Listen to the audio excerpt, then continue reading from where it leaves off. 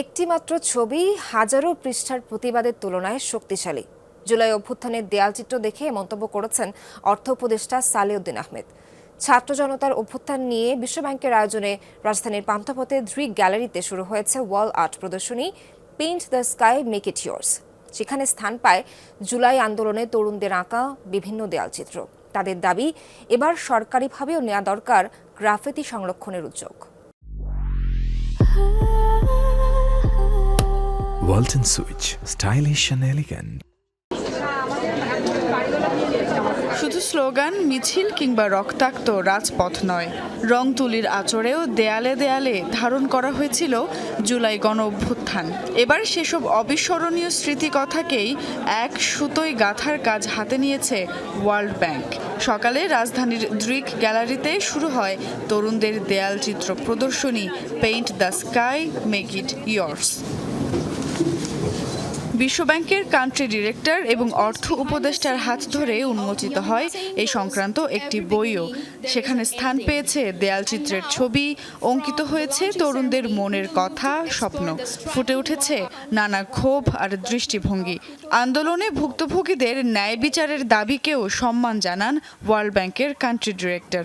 The streets of Bangladesh echoed with the cries of justice and changes.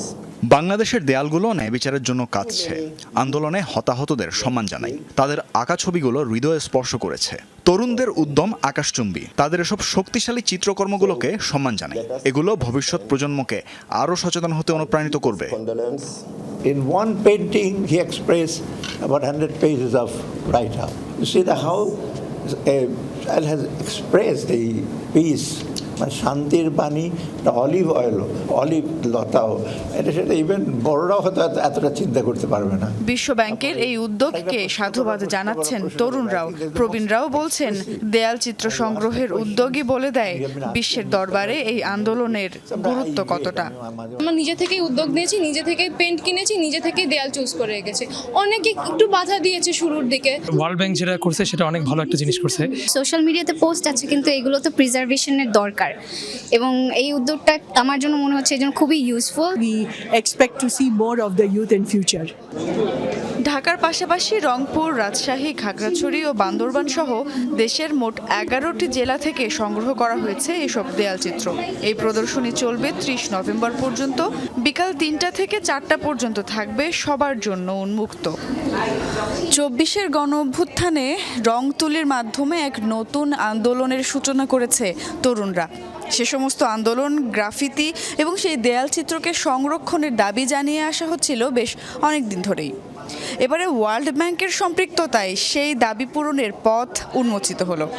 তরুণদের দাবি, এবারে আনুষ্ঠানিকভাবে সরকারি উদ্যোগে এ সমস্ত দেয়ালচিত্র এবং গ্রাফিতিকে সংরক্ষণ করা হোক।